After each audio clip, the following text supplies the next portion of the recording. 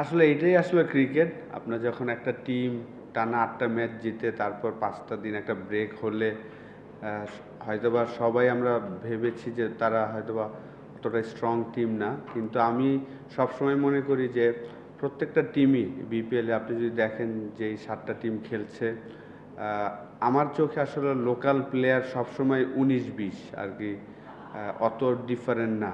Just ওদের যাদের ভালো ফরেনাররা যারা একটু ভালো খেলবেন যেই টিমের ফরেনাররা, তখন হয়তো আর ডিফারেন্ট তৈরি করে দিবে। আজকের ম্যাচটাও যদি দেখেন যে তাসকিন যেভাবে ক্যাপ্টেন্সি করেছেন বা ওদের ফরেন প্লেয়ার ছাড়া তারা খেলেছেন, যারাই খেলেছেন তারা তাদের বেস্টটা দেওয়ার চেষ্টা করেছে। তো ক্রিকেটে এটা হয়। আমরা গায়ানাতেও দেখেছিলাম যে রংপুর রাইডার্স ২টা ম্যাচ চেস করতে গিয়ে আমরা কিন্তু হেরেছিলাম।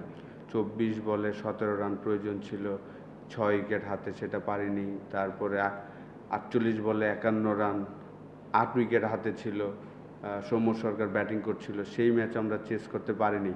তো লাস্ট ২টা ম্যাচেই আমরা দেখলাম যে আসলে চেস করতে গিয়ে আমরা অতটা কমফোর্টেবল হইনি।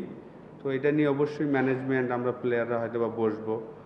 ২ দিন গ্যাপ আছে, তারপর ব্যাক টু ব্যাক ২টা ম্যাচ আমরা খেলবো নকআউটের আগে। তো আশা করি আমরা আবার রাইট ট্র্যাকে চলে আসবো।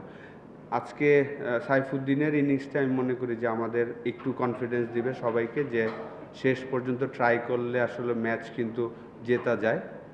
যেটা আমরা বরিশালের সাথে করেছিলাম, সবাই বিশ্বাস করেছিল। নুরুল হাসান সোহান ব্রিলিয়ান্ট একটা ইনিংস খেলে জিতিয়েছিল। তো সাইফুদ্দিনের ইনিংসটা আমাদের সামনে ভালো করার জন্য আমি মনে করি যে একটা পজিটিভ সাইন। এটার সাথে একটা রিলেটেড একটা কোশ্চেন আসছে যা তাসকিনকে আপনারা দেখেছেন যে ক্যাপ্টেন্সি করতেছে ফুটবল ন্যাশনাল টিমে আমাদের টি-20 ক্যাপ্টেনের একটা জায়গা তৈরি হয়েছে, আসলে ভাইস ক্যাপ্টেন ছিল। সেই মনে হয় আপনার যে ন্যাশনাল টিমে তাকে টি-20 ক্যাপ্টেন্সি দেওয়া দিলে ভালো হয় বাংলাদেশের জন্য। অবশ্যই দেখেন লাস্ট টি-20 ওয়ার্ল্ড কাপে তাকে ভাইস ক্যাপ্টেন দেওয়া হয়েছিল, এবং অনেক দিন ধরে খেলছেন বাংলাদেশ টিমের হয়ে, অনেক দিন ধরে খেলছেন। লাস্ট কোভিডের পর থেকে কিন্তু তাসকিন অসাধারণ ফর্মে আছেন। তার ফিটনেস লেভেল বলেন, ব্যাটিং বোলিং সব কিছুই সে ইমপ্রুভ করছেন ডে বাই ডে। প্রত্যেক দিনই আসলে বোলিংটা বিশেষ করে আমি বলবো যে খুব প্রত্যেক দিনই ইমপ্রুভমেন্ট দেখাচ্ছে। এবং এবারের বিপিএল হাইয়েস্ট উইকেট টেকার, ২৪টা উইকেট নিয়েছেন, এবং সে এনজয়ও করেন। লাস্ট ইয়ারও কিন্তু ঢাকা টিমের শেষের দিকে কিছু ম্যাচ ক্যাপ্টেন্সি করেছেন, এইখানেও দেখলাম যে করছেন। তো অবশ্যই ক্রিকেট বোর্ড যদি মনে করেন তো অবশ্যই আমি মনে করি তাসকিন হতে পারে। শেষ ওভারে তাসকিন ২টা ডট বল দিলেন, তখন উনি এন্ডে থাকার চিন্তা থেকে গিয়েছেন। আমরা দেখে মনে হচ্ছিল যে ২ রানও নেওয়া সম্ভব ছিল, জানি না সম্ভব ছিল কিনা। সাইফুদ্দিন সাইফুদ্দিন এবং আপনার যখন ২ বলে ১৩ রান দরকার তখন ফিফথ বলটা তো উনি বাউন্ডারির জন্য ওভার বাউন্ডারির জন্য যাননি, মানে যেটা খেলেছেন ওর ওভার বাউন্ডারির সম্ভাবনা। তো এটা আপনার কি মনে হয় যে লাস্ট ওভারে তাসকিন সাইফুদ্দিন ঠিক করেছেন এবং ড্রেসিং রুমে তখন আলোচনা করেছেন? না দেখেন, আমরা যেটা আলোচনা করছিলাম, বিশেষ করে আমি যেটা আলোচনা করছিলাম যে ২৫ রান প্রয়োজন, প্রথম ২টা বলে বাউন্ডারি প্রয়োজন ৪ বা ৬ একটা। তো ব্যাক টু ব্যাক ২টা ৬ হওয়ার পরে আসলে আশা করেছিলাম যে হয়তোবা আমাদের পরেই আসবেন, কিন্তু আনলাকি যে পরের ২টা back to back say run নেয়নি। বিশেষ করে প্রথমটা নেয়নি, আমার কাছে মনে হয়েছে ঠিক আছে, সে হয়তোবা, আমি বিলিভ করছিলাম যে আকিবও ভালো মারতে পারে, কারণ প্র্যাকটিস সেশনে দেখেছিলাম সে চমৎকার মারতে পারে, সেই কারণে আমার বিলিভ ছিল। কিন্তু সাইফুদ্দিন হয়তো চিন্তা করেছেন যে না, সে হয়তোবা ফিনিশ করবেন। ৫ নাম্বার বলটা আসলে যেই লেন্থে বল করেছেন সেখানে আসলে এটা মারার ৬ মারার মতন বল ছিল না, সে ৪ মেরেছেন। এখন তো মনে হচ্ছে, আমার কাছে মনে হয় যে আজকে আমরা ম্যাচ হেরেছি সবারই দোষ। যদি আপনি শুধু ব্যাটসম্যানদের হয়তোবা আমরা বলবো যে ১২০ রান, কিন্তু এই উইকেটটা তো ইজি ছিল না, ডিফিকাল্ট উইকেট ছিল।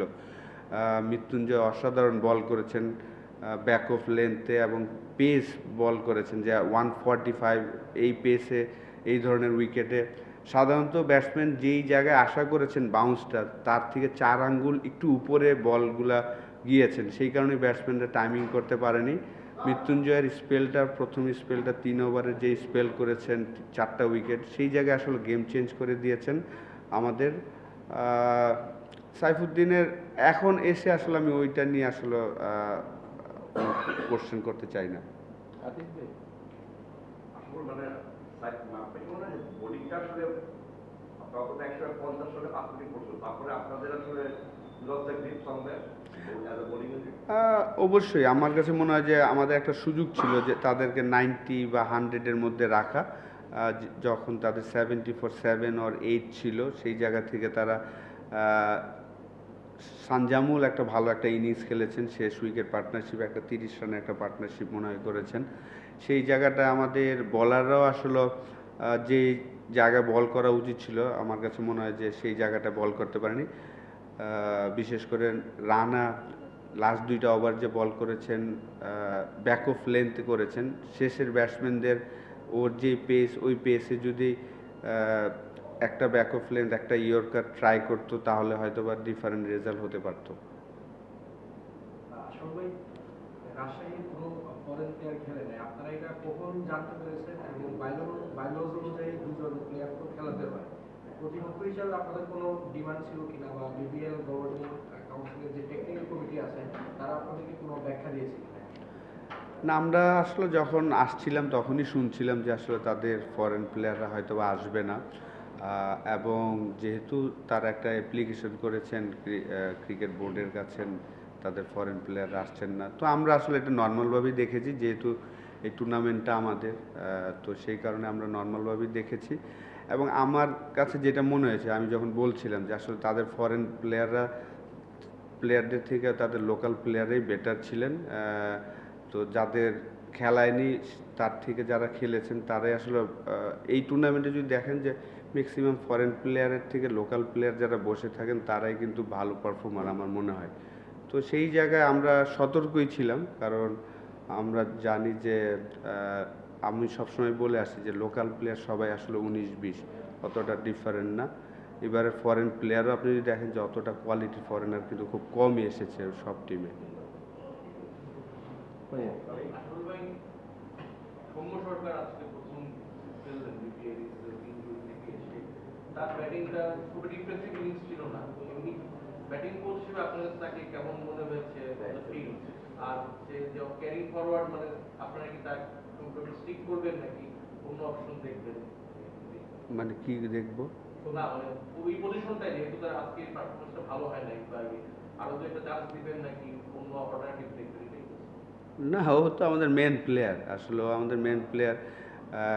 গ্লোবাল T20-তে অসাধারণ খেলেছেন, প্রত্যেকটা ম্যাচই রান করেছেন, ফাইনালে চমৎকার একটা 86 রানের একটা ইনিংস ছিল।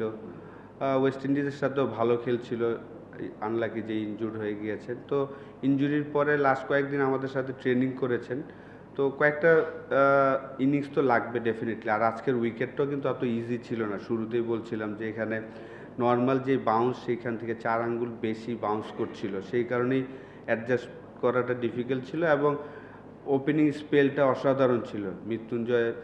তারাও তো এক্সপিরিয়েন্স, যেহেতু তারা জানে যে তার ফিঙ্গারের প্রবলেম আছে, তারা কিন্তু সব ব্যাক অফ লেন্থে বল করেছেন, হার্ড লাইনে বল করেছেন, তার জন্য ইজি ছিল না আজকের ইনিংসটা। অবশ্যই এত এক্সপিরিয়েন্স প্লেয়ার, আমরা তো আরও 2টা ম্যাচ বাকি আছে, আমি আশা করি যে 2টা ম্যাচে দুইটা আমরা দিনের বেলায় খেলবো 1:30টার দিকে, তো সেই সময় সে তার বেস্ট রিদমে চলে আসবে ইনশাল্লাহ। বাবু, আশা করি এটা জিনিস বলবে যে নকআউট স্টেজ তো এমনিতেই একটু বাড়তি টেনশন কাজ করে, তো এরকম ঠিক নকআউট স্টেজের আগে পরপর 2টা ম্যাচ যখন আপনার টিম চেস করতে গিয়ে পারলো না, একই টিমের কাছে, তো সেটা কি ব্যাটিং কোচ হিসেবে আপনি কতটা করেন? যেহেতু আমি ব্যাটিং কোচ না, ব্যাটিং কোচ হলো শাহরিয়ার নাফিস, আমি হলো অ্যাসিস্ট্যান্ট কোচ, তো তারপর আমরা সবাই ওয়ারিড না অ্যাকচুয়ালি। জিতলে আসলে আমরা অনেক সময় ভুলগুলা আগে হয়তো বা ওইভাবে তুলে ধরি না, যখন ম্যাচ হারে তখন কিন্তু অনেক ভুলগুলাই আসলে সবার চোখে পড়ে। তো অবশ্যই আমি আশা করব যে সবাই অনেক এক্সপিরিয়েন্স আমাদের টিমে যারা খেলছেন, এবং তারা সবাই পারফর্মার, এমন না যে কেউ পারফর্ম করছে না, এরকম না, সবাই একদিন না একদিন পারফর্ম করছেন। নকআউটের আগে আরও 2টা ম্যাচ বাকি আছে, আমি আশা করব যে আমাদের ব্যাটসম্যানরা তারা হয়তো গেম প্ল্যানটা সুন্দর করে করবেন, আর একটু সময় নেবেন উইকেটে। 20 ওভারের খেলা হয়তো বা আমরা লাস্ট 2টা ম্যাচই যদি আমরা দেখি যে আমাদের টপ অর্ডার পুরো টুর্নামেন্টেই যদি দেখেন যে আজকে আমরা 10 নম্বর ম্যাচ খেলেছি, 10 নম্বর ম্যাচে আমাদের পাওয়ার প্লেটা কিন্তু ভালো ক্রিকেট খেলি নাই। আমরা উইন করেছি 8টা ম্যাচ, কিন্তু আমরা পাওয়ার প্লের পরে ভালো খেলেছি। আপনি যদি দেখেন যে বোলিংয়ে যখন আসি বা ব্যাটিংয়ে আসি, আমাদের লাস্ট 2টা ম্যাচই রাজশাহীর সাথে আমাদের 3টা উইকেট 4টা উইকেট পড়ে গিয়েছে পাওয়ার প্লেতে, যেটা অন্য ম্যাচগুলোতে হয়নি। অন্য ম্যাচগুলোতে আমরা 35-40 করতাম, 1 উইকেট লুজ করতাম, পরে কভার করতাম।